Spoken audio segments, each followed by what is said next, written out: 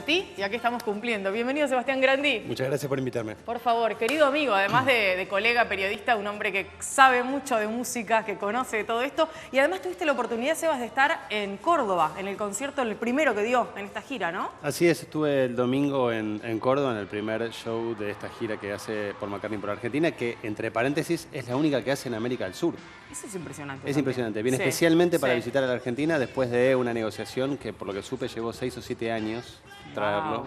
Así que la importancia de estos conciertos es muy grande porque para volver a convencerlo de que vuelva puede llevar mucho tiempo. Claro, claro. Pero lo importante es el esfuerzo tanto de su propio equipo como de la producción local para hacer 3 conciertos en Argentina. El primero fue el del domingo en Córdoba, muy emotivo y muy bueno. Bueno, a propósito de lo emotivo y bueno, digo, por ahí sin adelantarle cosas a la gente que a lo mejor está esperando sorpresa, algunas de las cuales trascendieron.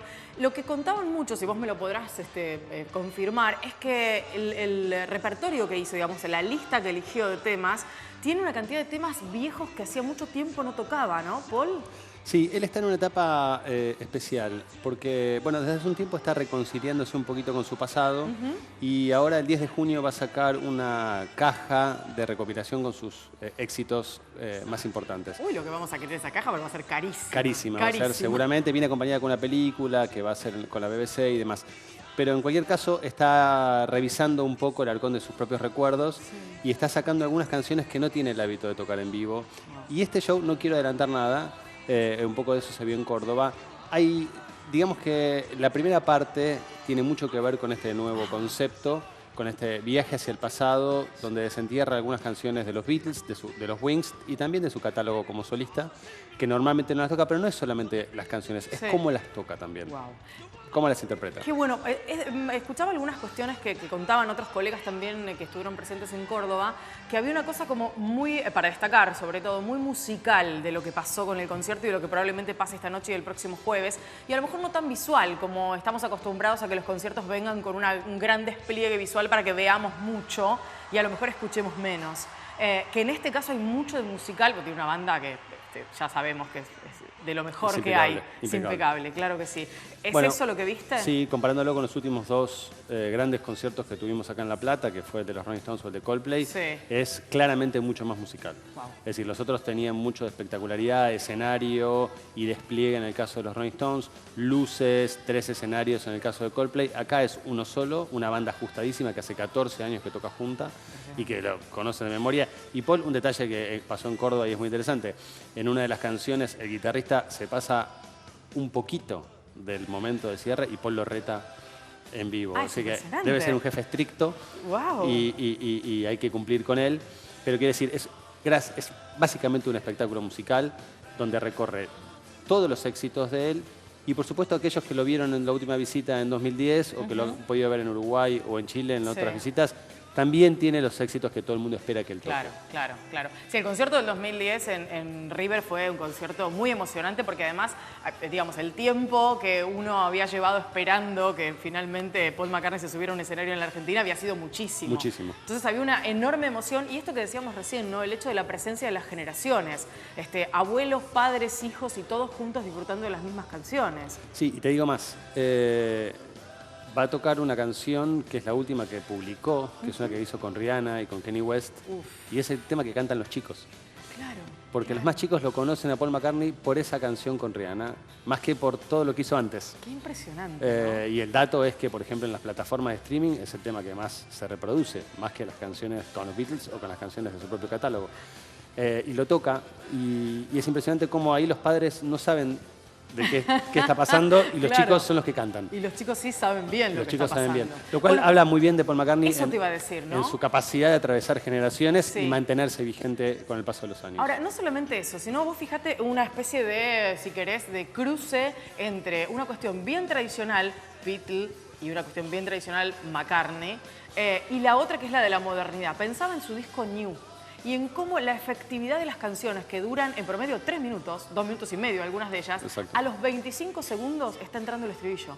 Es una cosa impresionante, o sea, son canciones para que suenen en cualquier lugar y que rápidamente vos te pongas a cantarlas. Bueno, es un genio de la melodía, es un genio del timing, es un genio de la composición y tiene muy en claro, él no hace discos raros, difíciles de entender, él va derecho al punto, a lo que la gente enseguida quiere captar, pero no por eso resigna condiciones artísticas. Claro. Me parece que ese es un punto importante para destacar. Él en ningún momento declina sus expectativas o lo que él quiere decir en pos de llegar a más cantidad de gente. Claro. La gente está igual.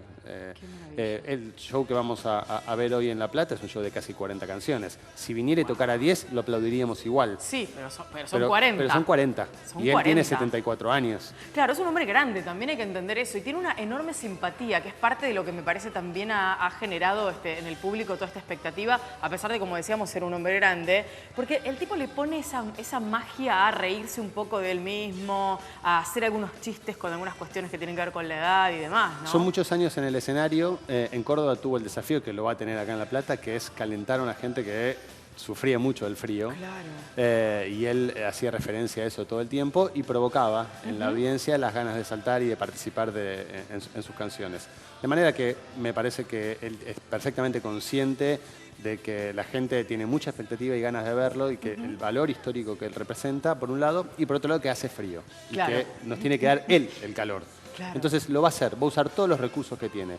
El humor, el poder de las canciones, la sorpresa, lo tiene todo a mano. Lo tiene y todo bien preparado además, ¿no? Todo ajustado. Todo ajustadísimo. Todo ajustado. Sí, no hay nada librado al azar en estas cuestiones y creo que también por eso él ha logrado mantener esa vigencia que tuvo. Siempre uno se pregunta, digo esto en el terreno de las hipótesis, te lo pregunto a vos que sos un gran conocedor de la música. ¿Qué hubiera pasado si John hubiera sobrevivido, digamos, si hubiera tenido la oportunidad de convertirse en un hombre de 70 y pico de años como Paul McCartney? ¿Qué hubiera pasado con esos dos, ¿no? Con esos dos tremendos artistas, uno y el otro? Pero uno muy rápidamente se fue, tenía solo 40 años cuando llegaron esos disparos que lo mataron en la puerta de su casa. ¿Qué crees que hubiera pasado? Mira, fueron personalidades muy distintas que juntas hicieron lo más grande de la música popular del siglo XX. Hace un tiempo leí una entrevista a John Lennon donde él decía que si los Beatles hubieran seguido juntos, hubieran sido una banda horrible con el paso del tiempo. Ajá. Eso lo decía John Lennon.